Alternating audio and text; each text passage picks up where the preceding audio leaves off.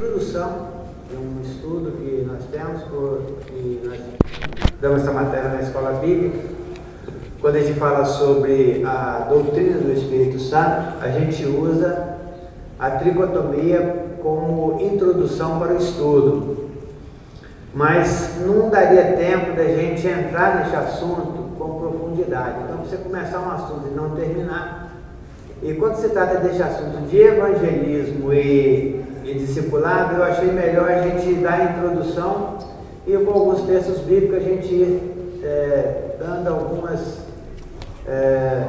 passando algumas experiências pessoais que a gente tem, né, na pregação do Evangelho, com a igreja local onde nós reunimos.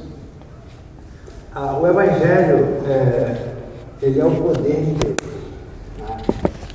E o Evangelho ele é pregado, o poder do Evangelho está exatamente na obediência à palavra de Deus, né? A palavra de Deus ela é viva e eficaz. E com esta experiência que a gente adquire ao longo dos anos, né, pregando o Evangelho, a gente gostaria de passar com vocês. Mas antes, alguém aqui me conhece pessoalmente?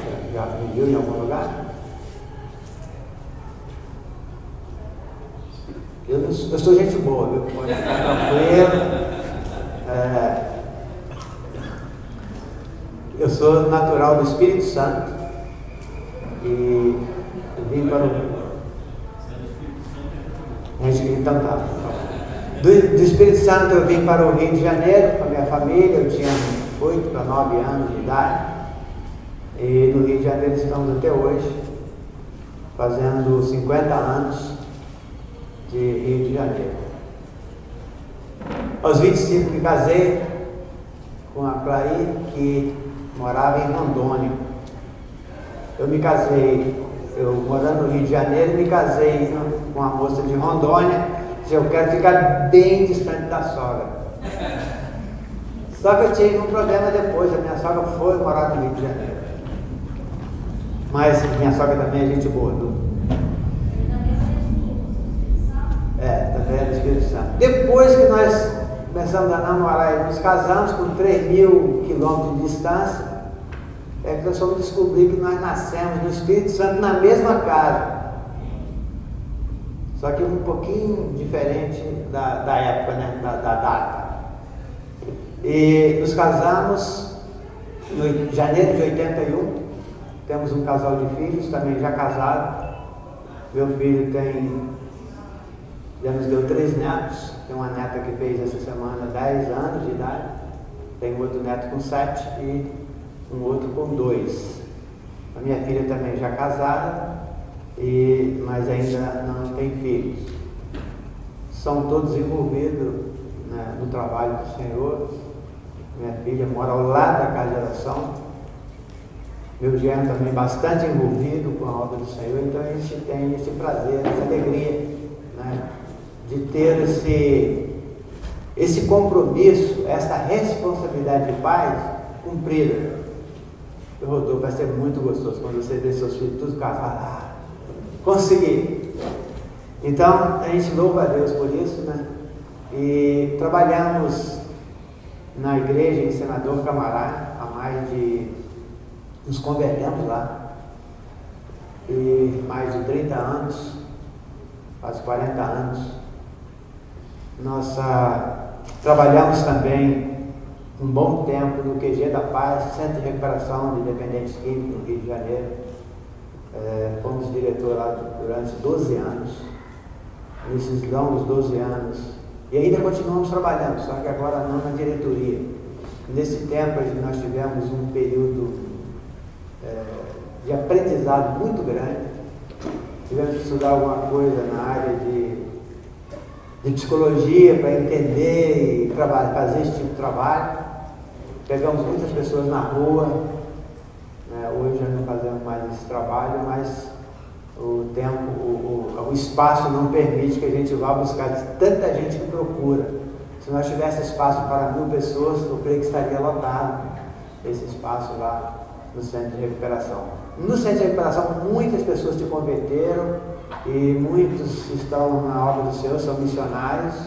Na Semana de Missões, nós enviamos para mais ou menos uns 4 ou 5 que foi para o oceano ajudar no trabalho, né, como missionário recuperado do QG da Paz. Então tivemos um privilégio muito grande de ver muitas vidas render aos pés do Senhor Jesus Cristo nesse período de crente de pregação do Evangelho. Nesse período que nós vamos passar juntos aqui, talvez a gente fale alguma palavra que vocês pode não soar bem no ouvido de vocês, porque nossa cultura tem essa beleza, né?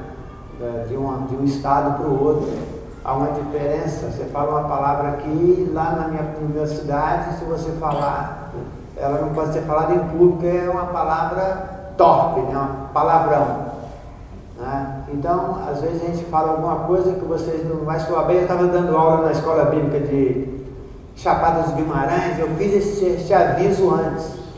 Foi a minha sorte. E porque eu falei uma coisa lá que eles vão dizer, não, aqui nós não conseguimos entender.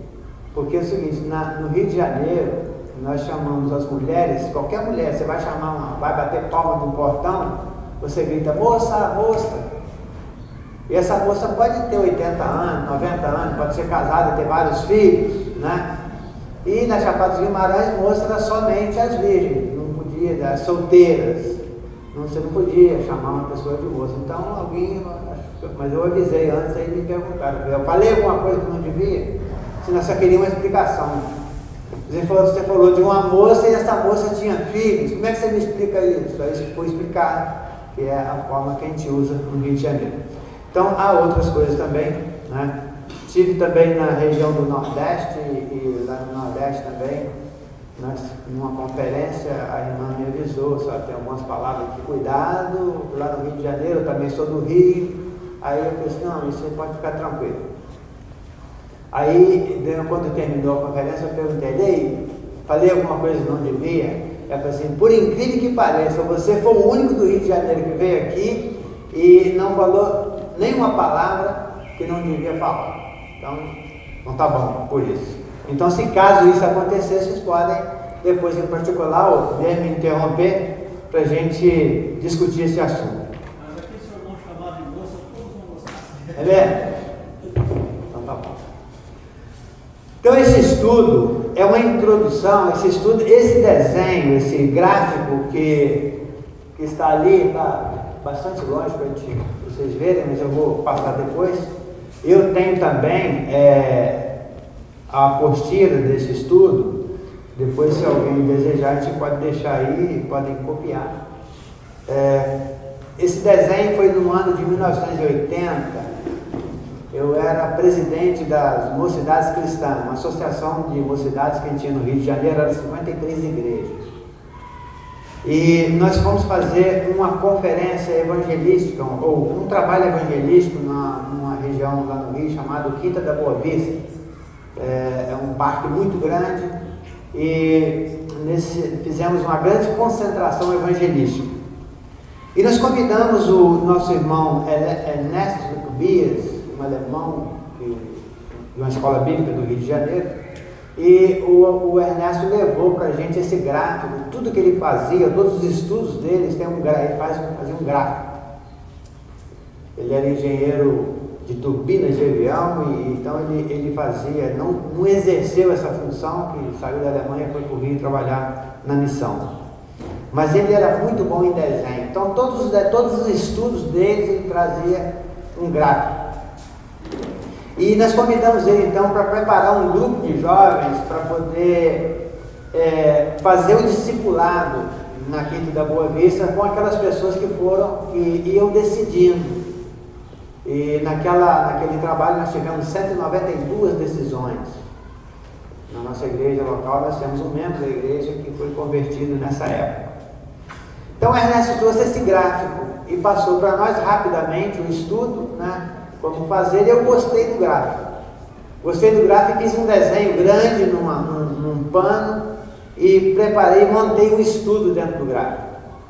Eu falei assim, mas eu vou ter que participar, o Ernesto, porque eu vou usar o gráfico dele. E quando eu falei com ele assim, Deus, eu estou muito feliz, porque quando a gente faz alguma coisa que alguém, né, você passa alguma coisa que alguém vai ampliar isso, é muito bom. Então nós começamos a trabalhar, porque a gente fazia muito trabalho de evangelismo pessoal. E no evangelismo pessoal você tem que ter, trazer algumas estratégias. E essas estratégias variam muito de pessoa para pessoa. É onde a gente precisa realmente nos preparar e pedir a direção de Deus, porque o Senhor Jesus falou assim, sem mim nada podeis fazer. Quem conhece o coração do homem, quem conhece a mente do homem é Ele. Então a palavra dele tem que fazer efeito. E esta palavra, diz o apóstolo Paulo, que ela é a espada do Espírito. Então esta palavra sendo usada na direção do Espírito, ela vai encontrar o espaço e vai fazer o efeito na vida da pessoa. Mas não adianta a gente querer evangelizar uma pessoa e trazer grandes ensinos, né, se não for na direção do Senhor. Não vai surgir efeito. Então, por isso nós precisamos sempre estar aos pés do Senhor. O primeiro passo para a evangelização é joelho, pedir a direção do Senhor, e para que nós possamos realmente ter ou alcançar o objetivo do Senhor Jesus Cristo, que é salvar a todas as pessoas. É o desejo dele, né, que todos os homens se salvem. Então, nesse gráfico, ali no centro, nós temos 5 sentidos, né, do corpo, 5 sentidos na alma e 5 sentidos do espírito. E alguém me disse uma certa vez, quando eu apresentei esse estudo, que falei sobre essas divisões, o irmão falou comigo assim, você tem muita coragem de entrar nesse assunto, porque eu não vejo como dividir. Eu também não, mas a Bíblia divide. Se a Bíblia divide, então a gente pode ficar tranquilo, porque nós vamos alcançar, né, o objetivo. Então lá em Tessalonicenses capítulo 5, verso 23, alguém sabe de qual está escrito ali? O mesmo Deus de paz nos santifique em tudo, e o vosso espírito, alma e corpo sejam conservados irrepreensíveis para a vinda do Senhor Jesus Cristo. Então você percebe o seguinte, o que o apóstolo Paulo está dizendo ali? Que a palavra de Deus, né, que o Espírito de Deus, ele fala aqui de dentro para fora. Ele está falando de pessoas que já nasceram de novo. Todo o vosso espírito, alma e corpo sejam conservados. Quando nós olhamos para um outro texto, que esse outro texto aqui, Hebreus 4:12, já é diferente. A palavra de Deus penetrando. Diz assim, a palavra de Deus é viva e eficaz e mais penetrante que qualquer espada alguma de 2 gumes. Ela penetra até a divisão da alma e do espírito, das juntas e medulas. E ela é apta para discernir os pensamentos e a intenção do coração. Então a palavra de Deus vai até a divisão. Então há uma divisão. Então são esses textos aqui básicos para esse estudo. Então nós temos o nosso corpo, a gente estuda isso lá no primeiro ano colegial, né? Visão, olfato, audição, paladar e tato. Depois nós temos na nosso espírito, nossa alma, né, que está meio apagada ali. Deixa eu conferir aqui.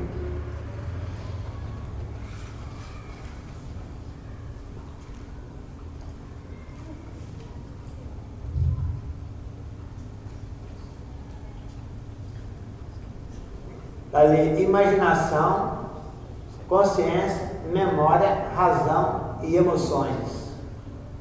Depois vem os 5 sentidos do espírito, que é ali dentro, fé, esperança, capacidade, adoração, comunhão e adoração. São os 5 sentidos do espírito. Quando o homem pecou, ele morreu. Aí quando fala essa palavra morreu, muitas pessoas que pregam o Evangelho ainda não conseguiram entender o que é essa morte. Aí leva logo para a morte física, a morte do corpo, a separação do corpo, da alma e do espírito. Mas não é essa morte que está falando ali, está falando da morte espiritual. Está falando, a palavra morte é separação. Está falando dessa separação do homem com Deus. Então eu já vi muitas pessoas pregando no público e falando que a morte é consequência do pecado, né? A morte realmente é consequência, a morte física, mas nós temos que entender que a morte ali está se tratando de espiritual, a separação do homem com Deus. A palavra de Deus, ela mostra o homem com os seus 5 sentidos no inferno. Porque alguém costuma dizer assim também. Uma vez eu acabei de pregar num funeral e quando eu terminei a mensagem, que nós estávamos entrando no cemitério para sepultar a pessoa, uma pessoa disse assim: agora aqui tudo acaba, tudo acabou. Eu falei assim: é aí que você se engana. É aqui que começa. Aqui começa, ou na hora que ele partiu para a eternidade, começa-se a eternidade. Agora, essa eternidade é com Deus ou sem Deus? Então, nós temos uma linha evangélica que é pregada a respeito do homem quando ele parte deste mundo. Quando ele parte deste mundo, ele vai para o pó da terra, vai dormir um sono profundo e somente no dia do juízo final é que ele vai acordar e que vai então para o tribunal e ali vai ser salvo ou perdido. Na Bíblia não fala isso, mas tem uma linha de pessoas que empregam o Evangelho que expressa isso. Nós vamos ler um texto, e esse texto eu gostaria de analisar com vocês em primeira mão, depois a gente vai entrar mais em detalhes, que eu vou mostrar o homem, a diferença do homem nascido de novo para o homem natural. Então eu vou mostrar tanto os sentidos, né, do corpo, da alma e do espírito, dessa diferença do homem natural para o homem espiritual. Que quando a gente conhece isso, eu digo o seguinte lá para os meninos do QG da Paz, que nós precisamos, em primeira mão, para entender o Evangelho de Cristo, nos conhecer. Depois que nós nos conhecemos e sabemos quem somos e a forma que estamos, né, perdidos, é que aí nós vamos encontrar, ver a outra parte de Deus, a forma que Deus providenciou para nos salvar, para nos tirar dessa condição miserável que vivemos. Então, quando nós entendemos esse plano de Deus, mas primeiro nós temos que entender, porque o Evangelho tem sido pregado nos dias atuais de uma forma muito errada.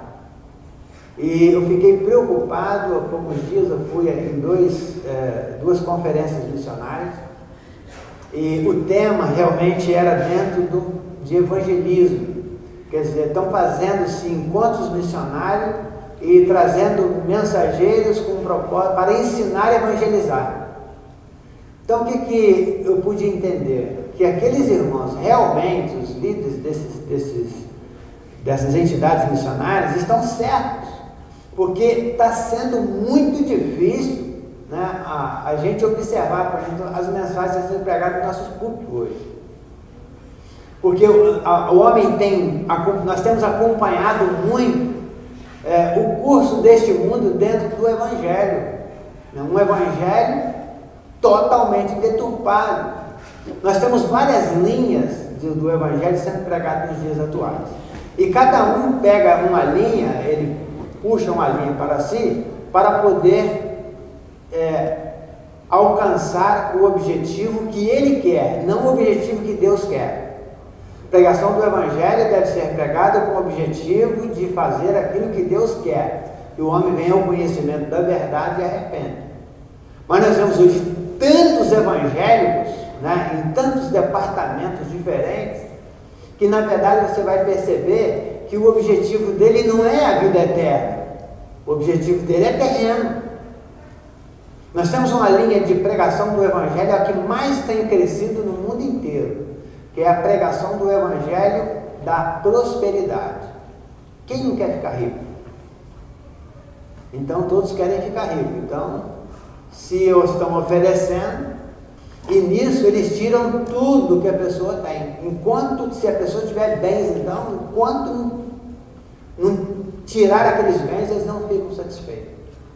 Nós conhecemos várias experiências nesse caso no Rio de Janeiro. Tem uma outra linha e esse pregador desse evangelho, ele está lá no auge, né? Ele tem, em todas as áreas, ele tem seu grupo. Eles fazem um trabalho espetacular na área de psicologia. Eles têm um grupo muito grande de psicólogos que levanta a autoestima das pessoas. O indivíduo está meio fraco lá, problema financeiro, né? Às vezes a sua firma está falindo, aí procura eles. Aquele grupo de psicólogos vai levantar a autoestima dele e ele vai crescer agora financeiramente. Além desse grupo de psicólogos trabalhar na sua autoestima, muitos outros empresários que estão ali com o mesmo objetivo, às vezes um depende da matéria-prima do outro.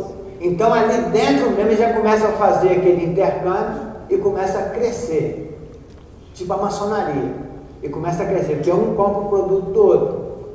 Então nós vemos muitos testemunhos de empresários nos nossos dias com esse evangelho da prosperidade, porque aceitaram a Cristo. Mas aceitaram a Cristo para quê? Para ficar rico, né? Sair fora do problema financeiro. Então é uma linha. Tem a outra linha que é a linha do curandeirismo. Essa linha do curandeirismo, ele geralmente, quando um pega uma linha, ele critica o outro. Então eles acabam brigando. Na internet a gente vê muita briga desses homens. Então um quer ter o poder, ele alcançou esse poder, ele é o líder daquele grupo da prosperidade. Tem o outro líder do grupo do curandeirismo. Então ele vai, há pouco tempo, um presbítero, um dos fundadores da Casa de Oração do senador Camará, que mora numa outra cidade, voltou para o Espírito Santo, e esse irmão me chama em particular e fala assim: você conhece o fulano de tal? Tem visto as mensagens dele na televisão? Eu falei: meu irmão, não vou perder tempo com isso. Meu irmão, mas olha, presta bem na linha de pregação dele. Eu falei assim: eu vou dizer só uma coisa para o senhor. Se ele estiver certo, nós estamos errados. Então não tem que decidir. Aí, passados alguns anos, aí ele vem no Rio de Janeiro e ele novamente joga uma palavra para mim entender que realmente eu só conheço todos os pregadores de televisão, todos os fundadores de seitas da televisão. Eu tenho observado o seguinte, que eles têm deixado muito a desejar, têm passado por escândalo. Só tem um que eu ainda não peguei nenhum escândalo dele. Aí falou o nome do indivíduo. Aí ele estava dentro do nosso carro e falei assim: esse carro que o senhor está andando nele, eu vou contar uma experiência para o senhor, que o motorista desse carro, esse carro era de uma Madame, e nós compramos esse carro de uma Madame. E o motorista desse carro, ele era segurança ele trabalhava também de segurança nas horas vagas. E ele foi fazer segurança no São Paulo quando esse mensageiro foi no Rio de Janeiro para pregar no São Paulo. Então é muito grande, um vai para o Maracanã, outro vai para outro lugar, então cada um deles cria um local de uma estrutura muito grande. E o São Paulo superlotou. Ele chegou mais cedo.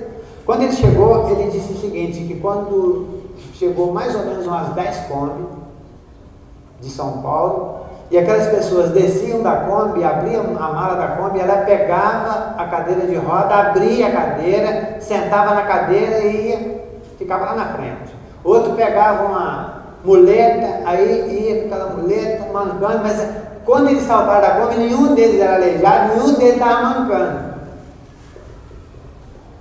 E ele pediu, ficou olhando, ele disse assim, ainda não havia aberto os portões para o público entrar. E ele falou assim, mas o que está acontecendo? Perguntou por um dos seguranças da igreja. Disse, não, esse grupo aí ele é contratado da igreja para incentivar as pessoas. Quando o pregador, quando ele vai fazer a cura, eles levantam da cadeira, os outros jogam a muleta no chão, então eles falam que foram curados, aí incentiva os outros. Aí esse segurança, contando isso para o meu irmão, e falou assim, eu fiquei escandalizado com o Evangelho, com o que eu vi. E o objetivo do maligno é exatamente isso. O maligno, o diabo, ele trabalhou muitos anos perseguindo a igreja, perseguindo os cristãos, matando crentes. Essa estratégia não deu certo. Porque quanto mais pessoas eles matavam, mais pessoas se convertiam. Então, no Brasil, aconteceu isso nos Estados Unidos. Agora, no Brasil, ele está trabalhando paralelo ao Espírito Santo com uma finalidade: confundir a mente das pessoas. Você vai pregar para uma pessoa que passou por esses movimentos, que foi para receber uma cura e não recebeu, que foi para ficar rico e perdeu o restinho que tinha, aquela pessoa está escandalizada do Evangelho. Você não adianta pregar para ele que ele não vai crer. Então o que você tem que fazer? Buscar na palavra de Deus, buscar conhecimento de Deus, sabedoria de Deus, para pregar para essas pessoas, porque elas estão escandalizadas. Hoje, para você fazer um ar livre, você perde tempo. Porque esse movimento evangélico, ele escandalizou as pessoas. Eu fui fazer uma conferência em Itapiruna do Rio, Rio de Janeiro também, mas a 340 quilômetros do Rio. Aí eu saí, e quando terminei a conferência, sentou do meu lado, na hora que eu estava voltando para casa, sentou ao meu lado um senhor, e ele tinha comprado o jornal, e abriu aquele jornal, ocupando o espaço dele, o meu também. E eu pensei assim, não vai ser fácil ir até o Rio. Aí, de repente, aquele homem vê uma manchete no jornal, um escândalo de uma igreja evangélica, de um pastor. E ele virou para mim aquele jornal assim, olha só, olha o que esses pastores fazem lá. Eu pensei, é mesmo, essa raça não vale nada. Ele falou assim, um dia desse, um crente lá fez isso assim, eu também conheço lá perto da minha casa, não teve um pastor que vendeu o templo, vendeu o rebanho dele para outro pastor por R$5.000. Ele cantava um escândalo, eu contava outro, ele contava um escândalo, ele contava outro. E fomos escandalizando o Evangelho. De repente eu disse para ele assim, mas graças a Deus. Ele, por quê?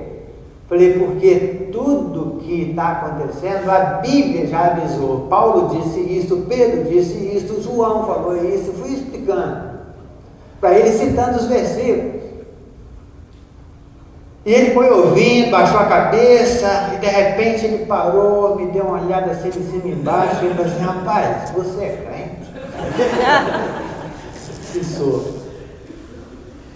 Ele falou assim, você me perdoa. Eu disse, não tem nada que perdoar, o senhor está totalmente certo.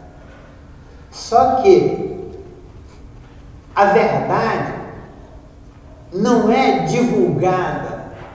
O que é divulgada é o escândalo, é a mentira. A Bíblia diz que o mundo jaz no maligno. E o que tem surgido no mundo é mentira. Por isso que Paulo disse que nós não podemos andar segundo o curso deste mundo. Então o crente sofre em determinadas áreas da sua vida exatamente porque ele tem que falar a verdade. Mas quando ele fala a verdade, né, com temor ao Senhor, automaticamente isso vai redundar para ele em bênçãos. Então nós temos que ter cuidado com a nossa vida. Vamos conferir então esse texto para a gente mostrar aqui os 5 sentidos da alma, para provar que essa doutrina, né, dessa linha de pensamento, enquanto vocês abrem na Bíblia aí, em Lucas capítulo 16, tem uma outra linha de pregação do Evangelho também, que se chama o Evangelho da proteção.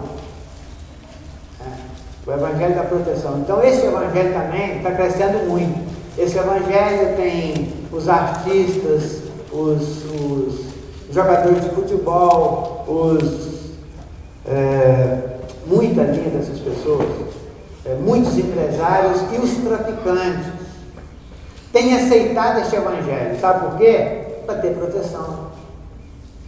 Nós estávamos falando ontem, na experiência que nós temos lá onde nós moramos, que às vezes nós saímos à noite para distribuir folhetos nas bocas de fumo, e lá a gente encontrava, algumas vezes podemos encontrar os traficantes de mão dadas, orando, pedindo a proteção de Deus, que eles iam entrar numa outra favela para invadir, para poder conquistar lá outra boca de fumo, para tomar o espaço da outra facção.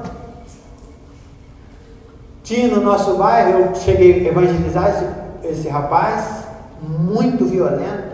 O apelido dele era Batata. Muito violento mesmo esse menino. Ele era o cabeça, o de frente para invadir, porque ele tinha muita coragem. E ele já tinha invadido 22 favelas no Rio de Janeiro. Ele liderou o grupo. E esse Batata era crente da igreja, de uma igreja de Santo Camargo. E no dia que ele estava de plantão no tráfico de drogas, ele chegava lá com a pistola na cintura, o segurança dele ficava na porta da igreja, do templo, olhando lá fora, e ele entrava lá para dar o testemunho da proteção que ele teve na favela que ele invadiu, no confronto que ele teve com a polícia. Ele ouviu o barulho da bala, mas a bala não pegou no corpo dele. Antigamente, tem um rapaz que trabalha comigo no QG da Paz há mais de 12 anos, ele tinha o corpo fechado na macumba, eles iam na macumba para fechar o corpo. Agora eles não vão mais na macumba, eles vão agora para as igrejas evangélicas, para ter proteção.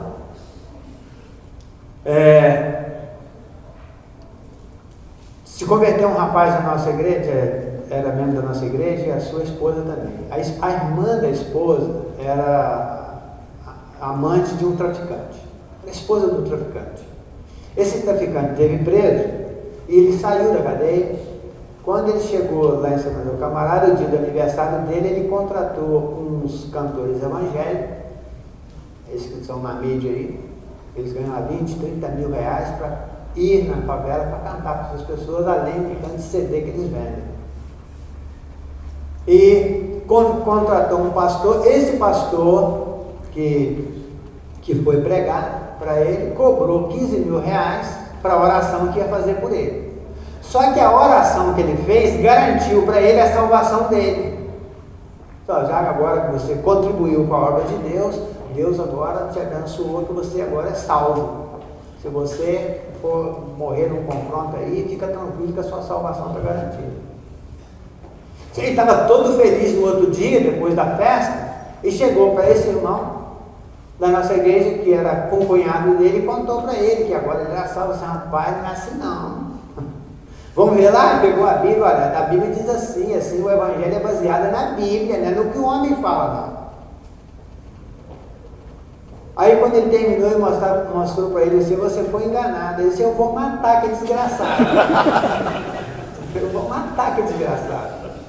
O pastor não pôde voltar mais na localidade. Então, para vocês verem o que está acontecendo com o Evangelho nos dias atuais. Então, com essa preocupação que nós estamos tendo, com as mensagens que estão sendo pregadas nos nossos púlpitos. Muitos irmãos falando de um Deus que resolve todo o problema. E resolve mesmo. Só que quando você entra na graça de Deus, no Evangelho da graça de Deus, este Evangelho da graça de Deus, o homem não quer pregar. Esses homens não querem pregar, porque não traz retorno financeiro. O Evangelho da graça de Deus exige do homem, primeiro, arrependimento. Ninguém quer arrepender. E conversão, mudar de vida. Ninguém quer mudar de vida. Quer ter um Evangelho, mas que continue fazendo as mesmas coisas erradas que fazia antes. Pecado não existe. Isso é coisa de pessoas que não lê a Bíblia direito. Então, você aceitou a Cristo? Não, está tranquilo. Você já agora está. Você recebeu a proteção de Deus, então cada um tem a sua linha. Mas quando entra no Evangelho da graça de Deus, que o homem arrepende do seu pecado e crê no Senhor Jesus Cristo realmente, arrependendo dos seus pecados, e converte ao Senhor, passa a andar nos caminhos de Deus, aí sim, ele vai encontrar a proteção, o anjo do Senhor acampa ao redor do que os teme e os livra. Ele vai encontrar prosperidade. Nós vamos ver que o homem que obedece a Deus, nada lhe falta. Nada lhe falta. No dia que nós paramos de trabalhar no serviço secular para o sustento da nossa família, eu chamei meus filhos que eram adolescentes e falei para eles assim, olha, nós vamos agora dedicar o nosso tempo exclusivo na obra de Deus.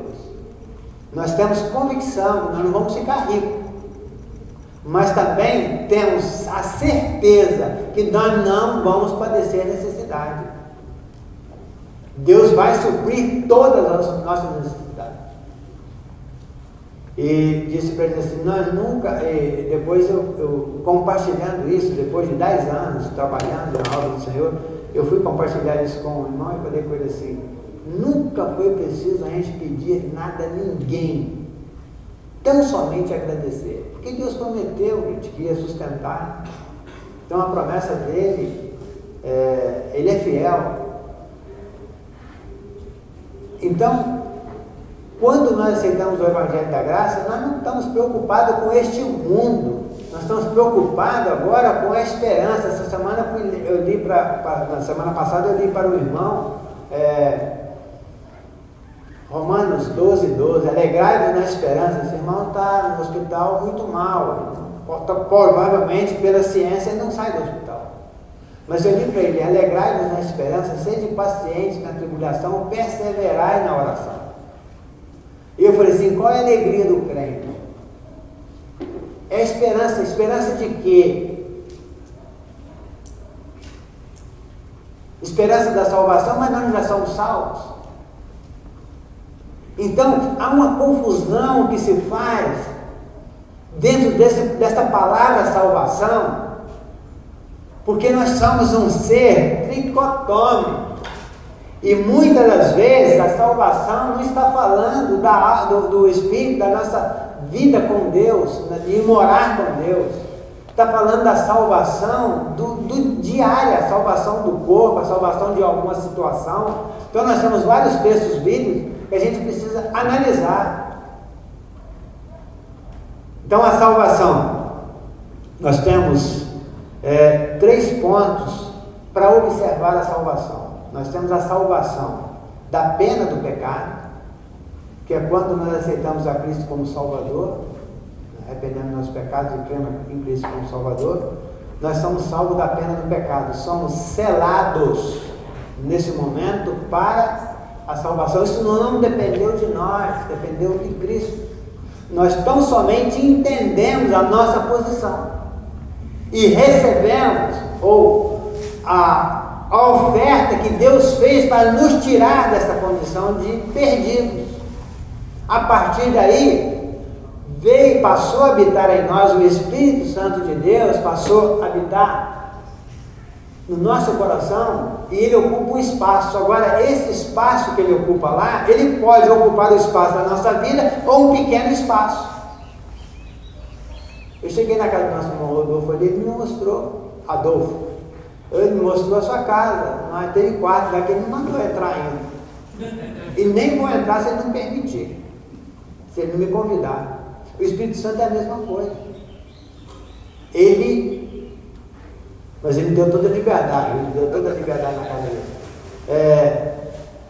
O Espírito Santo, quando ele passa a habitar em nós, quando nós arrependemos do nosso pecado, cremos em Cristo, ele passa a habitar em nós, mas ele só vai até onde nós permitirmos. O versículo da minha conversão está em Salmo 37, o verso 5. Entrega o teu caminho ao Senhor, confia nele e o mais ele fará. Mas às vezes nós preocupamos com o mais.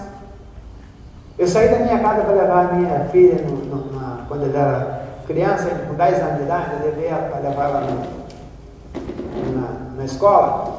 E encontrei, eu estava com um jaleco de trabalho, eu trabalhava pertinho da minha casa, tinha uma marcenaria pertinho da minha casa, meu cunhado, eu trabalhava com meu cunhado.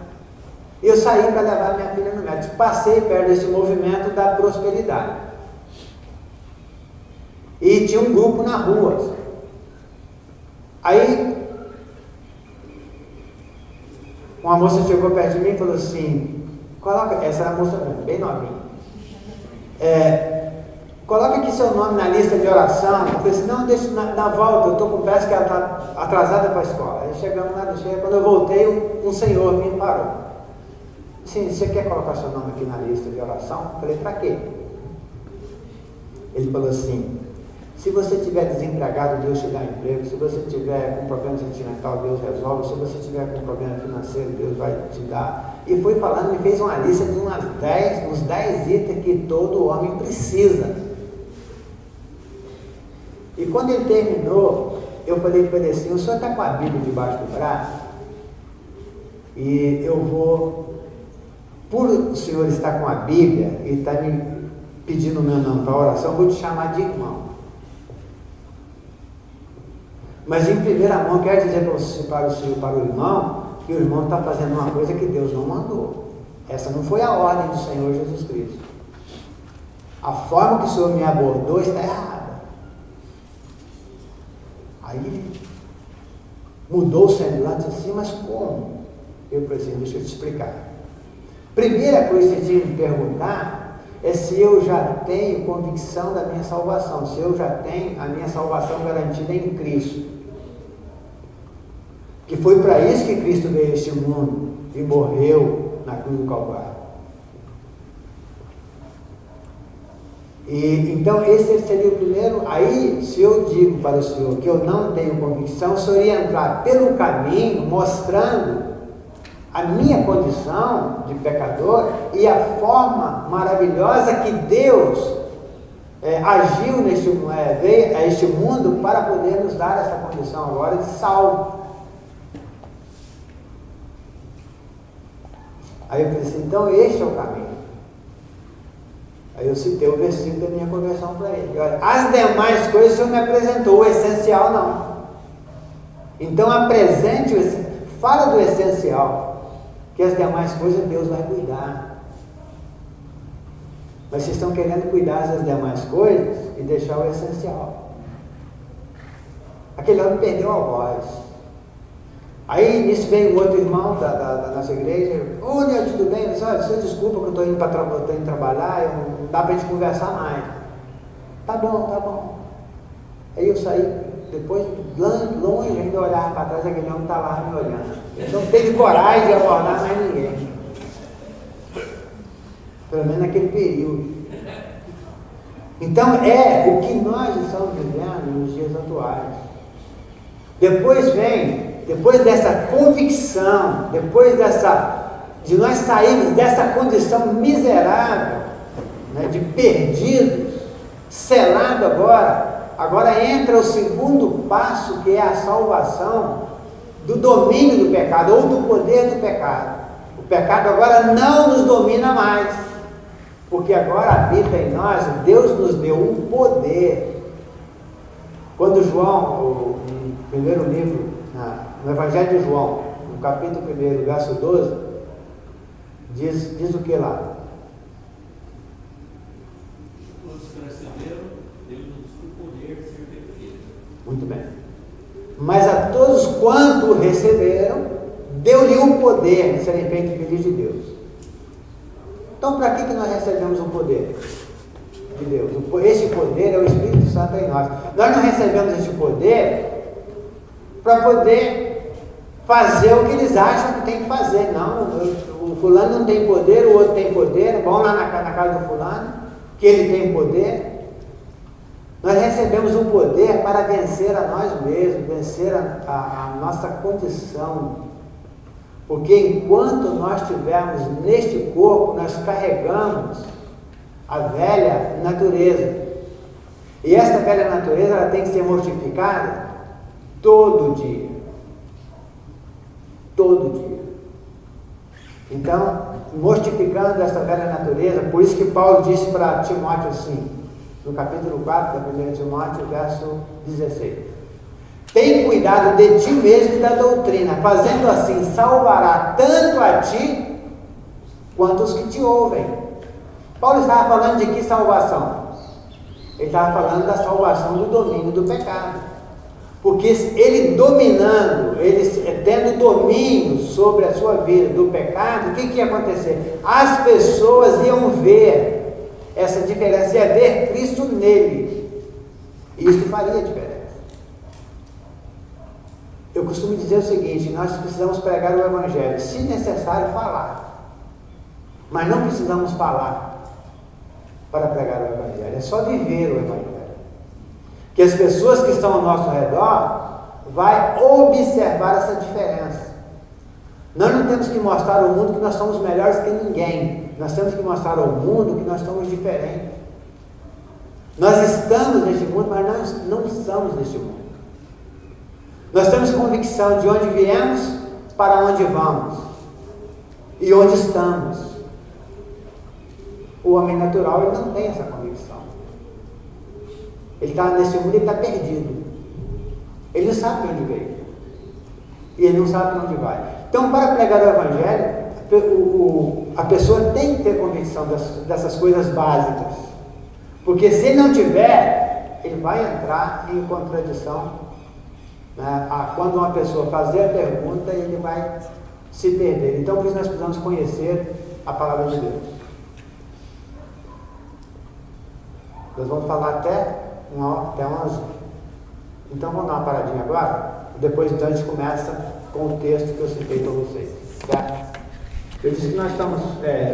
eu estou apresentando, eu tenho aqui a apostila, não vou pegar em detalhes na apostila, só em alguns pontos, só para a gente ter essa convicção daquilo que nós precisamos fazer, tá? Para pregar o Evangelho.